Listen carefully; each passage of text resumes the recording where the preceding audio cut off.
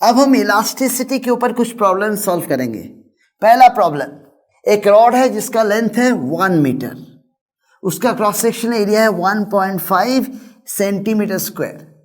उसके ऊपर हम एक फोर्स अप्लाई करते हैं, वो फोर्स है 1.5 इंटू 10⁴ न्यूटन। ये स्टील का बना हुआ है, उसका यंग्स मॉडुलस है 2 इंटू 10⁻11 न्यूटन पर मीटर स्क्वायर। अब हमें पता करना है इसका चेंज इन लेंथ क्या होगा। तो हम बेसिक फार्मूला से हमेशा स्टार्ट करते हैं, राइट। यंग्स मॉडुलस का क्या फार्मूला है? Stress by strain. So Y equal to stress by strain. Stress क्या होता है? फोर्स पर यूनिट एरिया, और स्ट्रेन क्या होता है? Delta L by L। ये बेसिक फार्मूला यंग्स मॉडुलस का definition, right. Stress by strain, force by area, length by change in length by length. This is formula for Young's modulus. So इसको अगर हम simplify करेंगे, so Y will become F L by A delta L। So ये हो गया Young's modulus का formula. हमें calculate क्या करना है? Delta L। So delta L को उधर ले जाएंगे। सो डेल्टा L क्या होगा? F L by AY।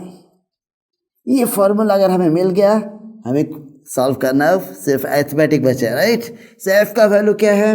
1.5 into 10⁴ Newton. Length क्या है? 1 मीटर,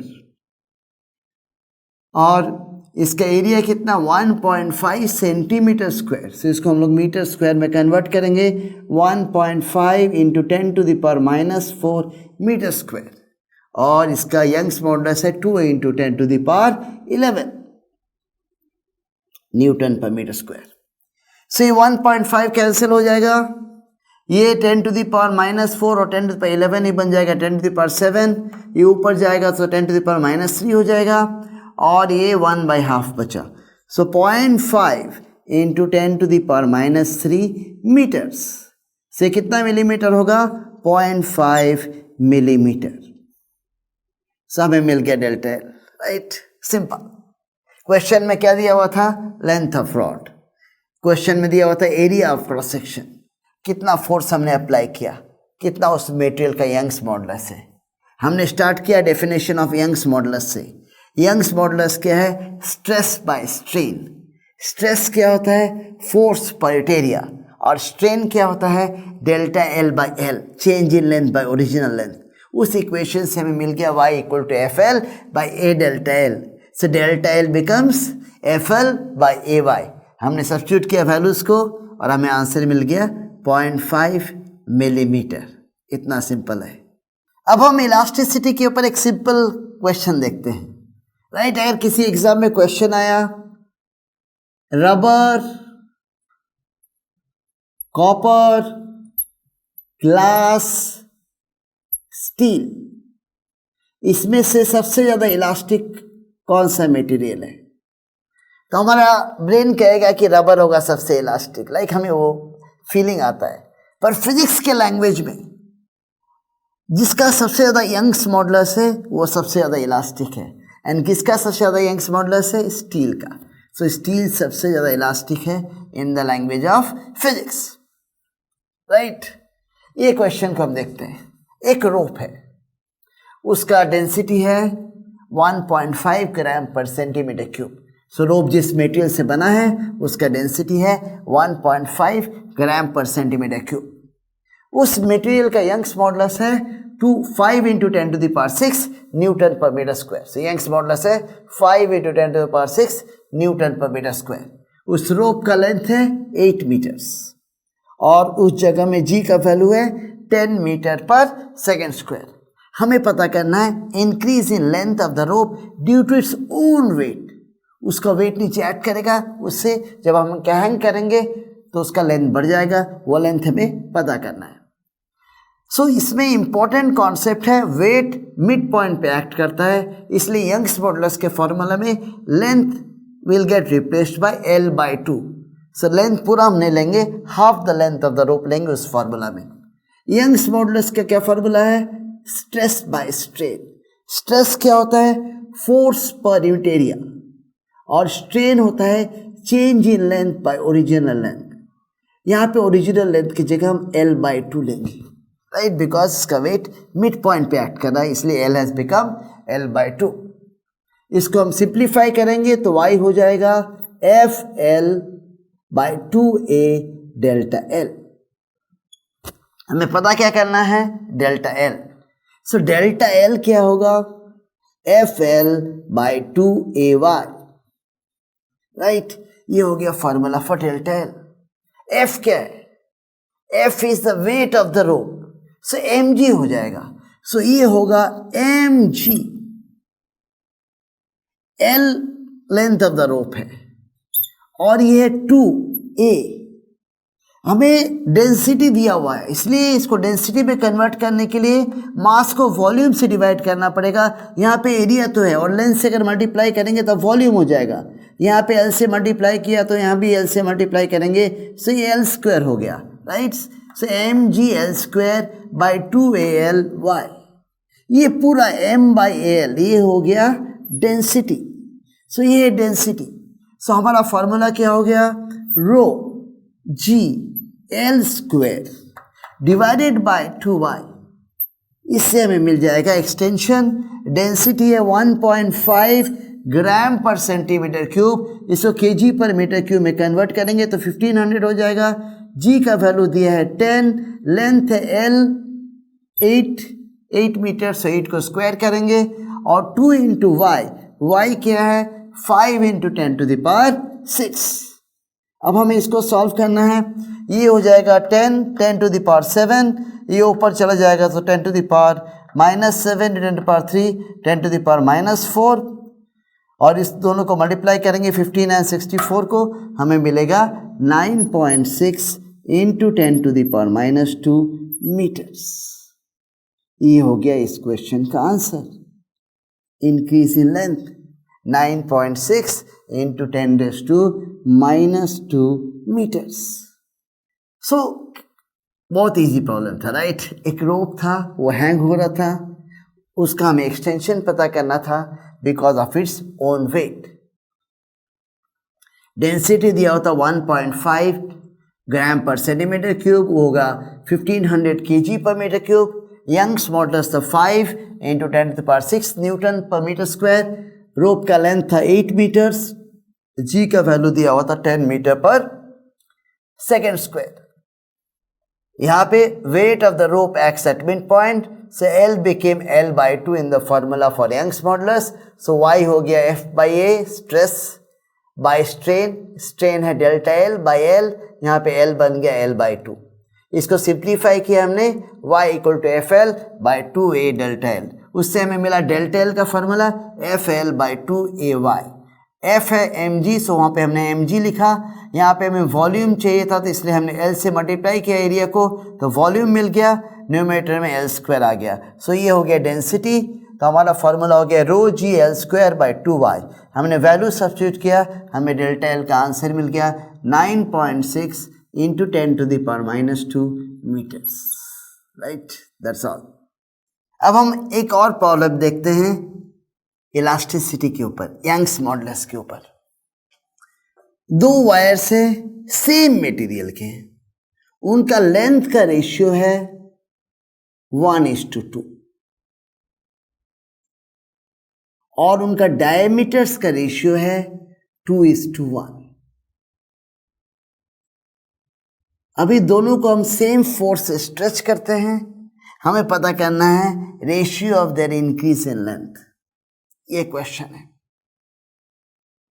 सो अभी कैसे सॉल्व करेंगे। अगर डायमीटर्स का रेशियो है 2:1, रेडियाई का रेशियो क्या होगा R1:R2, वो भी 2:1 होगा क्योंकि दोनों को 2 से डिवाइड कर रहे हैं। सो रेडियाई का रेशियो भी 2:1 होगा, राइट। हमें मालूम है यंग्स मॉडुलस का formula stress by strain, stress होता है फोर्स बाय एरिया, स्ट्रेन होता है डेल्टा L/L। सो इससे हमें फॉर्मूला मिल गया Y = FL/A delta L। So delta L हो गया FL/AY, राइट। उसको लिख सकते हैं FL/एरिया होगा πr² × Y। ये हो गया डेल्टा L1। डेल्टा L2 क्या होगा? अभी डेल्टा L2 में L2 लेंथ डबल हो गया है, सो ये हो गया F इंटू 2L। और रेडियस क्या हो गया? रेडियस हाफ हो गया है, so pi R/2 whole square into y. So ये 2 स्क्वायर ऊपर चला जाएगा, हमें मिल जाएगा 8 times delta L1। So therefore delta L1 is to delta L2, ये हो गया 1:8। ये हो गया आंसर, राइट। सो यहाँ पे दो वायर्स थे सेम मटेरियल के, उनका लेंथ का रेशियो था 1:2, उनके डायमीटर का रेशियो था 2:1। अगर डायमीटर का रेशियो 2:1 है, रेडियाई का रेशियो भी 2:1 होगा, क्योंकि दोनों को 2 से डिवाइड करेंगे, रेशियो सेम रह जाएगा। सो रेडियाई का रेशियो भी होगा 2:1। यंग्स मॉडुलस का फॉर्मूला है स्ट्रेस बाय स्ट्रेन। स्ट्रेस क्या है? Force upon area. स्ट्रेन क्या है? Delta L/L। सो यहाँ पे ये L ऊपर चला गया, सो FL/A डेल्टा L, ये हो गया Young's modulus. So delta L हो गया FL/AY, ए है पाई R²। सो ये हमें मिल गया डेल्टा L1 का फार्मूला। डेल्टा L2 की लेंथ डबल हो गया, रेडियस हाफ हो गया, वो हमने सब्स्टिट्यूट किया था, हमें मिला 8 times delta L1। So therefore delta L1 by delta L2 equal to 1/8। Delta L1 is to delta L2, ये हो गया 1/8। और एक सिंपल प्रॉब्लम देखते हैं इलास्टिसिटी के ऊपर। एक वायर है जिसका लेंथ है कैपिटल L, उसको हमने उसके ऊपर कुछ फोर्स अप्लाई किया, उसका लेंथ इंक्रीज हो गया बाय स्मॉल l, हमने फोर्स अप्लाई किया F। क्वेश्चन है what is the energy stored. So energy stored क्या होगा? Average force into change in length. So energy stored होगा एवरेज फोर्स, वो है F/2, राइट। इनिशियली 0 रहेगा, बाद में फोर्स F हो जाएगा, सो F/2, और चेंज इन लेंथ है L। सो F/2 इंटू L, ये होगा energy stored in this wire. अगर समझ लो कोई वायर है, उसका यंग्स मॉडुलस है Y, और उसके ऊपर स्ट्रेन हमने क्रिएट किया, वो है एप्सिलॉन। अब हम energy stored per unit volume calculate करना चाहते हैं। Energy stored per unit volume, energy stored per unit volume कितना होता है? Half stress into strain. So half into stress into strain. Stress क्या होता है? y into strain. So half into y into strain, ये हो गया स्ट्रेस, और स्ट्रेन से मल्टीप्लाई करना है तो स्ट्रेन स्क्वायर हो जाएगा। सो इसका फार्मूला हो जाएगा half y epsilon square. This is the energy stored per unit volume, right. कैसे कैलकुलेट किया हमने? Energy stored per unit volume होता है half stress into strain. Stress क्या होता है?